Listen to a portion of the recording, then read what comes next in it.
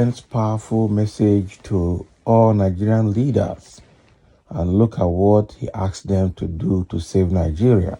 So Obasanjo has made a press statement and has sent message to all Nigerian leaders and the kind of thing they should be doing to help Nigeria improve democratically. Wow. Well, he's been the only other statesman that can speak out without fear, apart from that were in government before, apart from people like Edwin Clark and Ayo Adebanjo. He's the next person that speaks power to truth, or truth to power. Okay. Former President Olusegun Obasanjo, during the inauguration of the rehabilitation of 34.8 kilometer Oyo Ishayin Road project in Oyo State, Nigeria, he delivered a passionate message to leaders at all levels. He called upon them to embrace a form of democracy that actively promotes prosperity, poverty eradication, employment, and adequate security for betterment of the nation. Mr. Obasanjo's address emphasized the pivotal role of democracy in shaping the destiny of a nation. He argued that a democracy that perpetuated poverty, unemployment, and insecurity should be discarded, as it ultimately leads to stagnation and backwardness. He urged leaders to reevaluate their policies and actions in light of their impact on the common citizens of Nigeria. One of the key points made by the former president was the need for regional specialization in agriculture. He highlighted Oyo's historical significance as a cassava farming center, but also encouraged diversification into cultivating one more major crop. So this diversification, he believed, would not only enhance food security, but also create economic opportunities for the people of Oyo. Furthermore, Mr. Obasanjo stressed the importance of robust road network for socio-economic development. He commended the governor of Oyo State, Seyi Makinde, for his commitment to rehabilitating, reconstructing, and constructing roads that link the 5 zones within the state.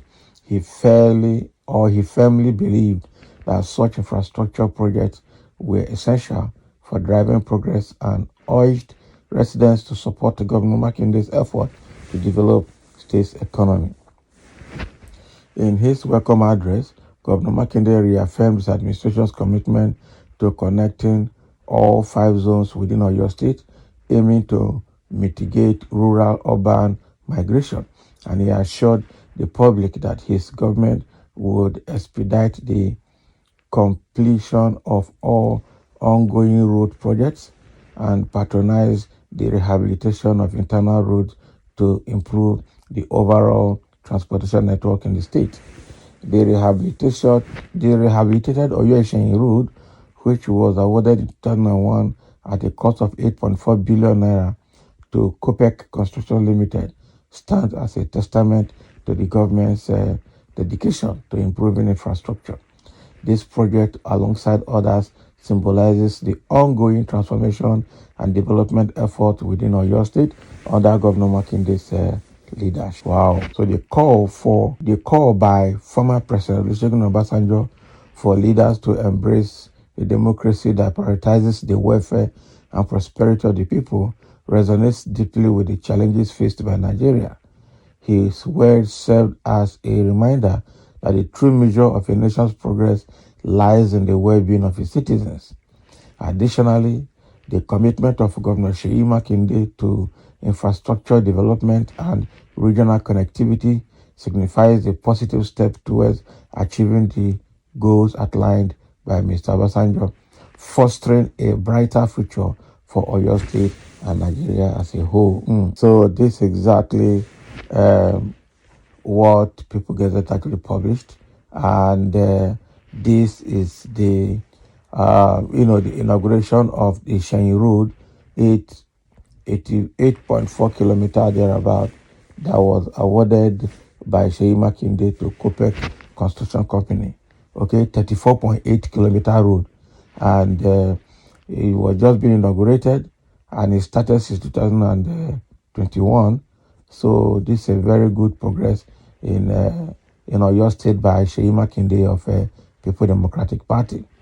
Okay, and so Obasanjo is using that medium or that occasion to call on leaders and politicians to embrace a democracy that centers on the welfare of his people. I think the keynote here is that the measure of the progress and development of a country is centered around the well-being of its people. If the people of a nation are not in good state, then the country itself is also not in good state. That's exactly what Obasanjo is trying to pass on here to politicians. And this comes at a time where hardship in Nigeria has just gotten to almost the peak under Tinubu's government. We saw how Buhari government made things difficult for Nigerians, and now Tinubu entered and things got worse actually in his first 100 days, just because he lifted fuel subsidy completely without any mitigative plan in place. He also asked for or instructed the floating of the Naira exchange rate without availability of dollar in place to manage the scarcity of dollars. Okay, and moreover, Nigeria is a country that is just consuming based on consumption. It's a consuming nation. It's not a producing nation. So apart from the oil that is being exported in Nigeria, no other thing is done, and it makes the economy very difficult. So at this point, just like this September now that children are starting school, things are so terrible that most children are going to drop out of school because parents don't have work, don't have business, economy is bad, Naira. In fact, schools increase school fees without even imagining how the school fees will be paid, just because the government has made things difficult and things have become increasingly expensive. So at this time that Obasanjo's advice to politicians is coming, I just hope that Tinubu's government will accept the advice and do the needful. Because one thing that characterized the present administration's decision is that they act before they think. They speak before they think.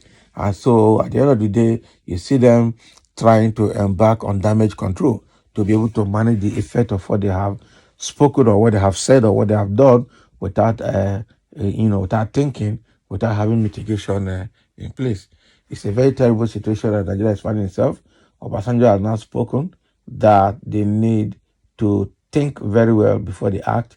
They need to embark on democracy that benefits the people, democracy that actively promotes prosperity, poverty eradication, employment, and adequate security for the betterment of the nation.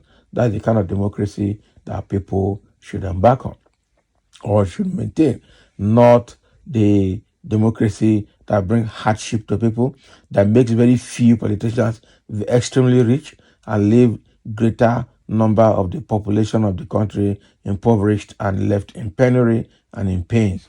That is not acceptable. So thank you for listening, and let's have your comments.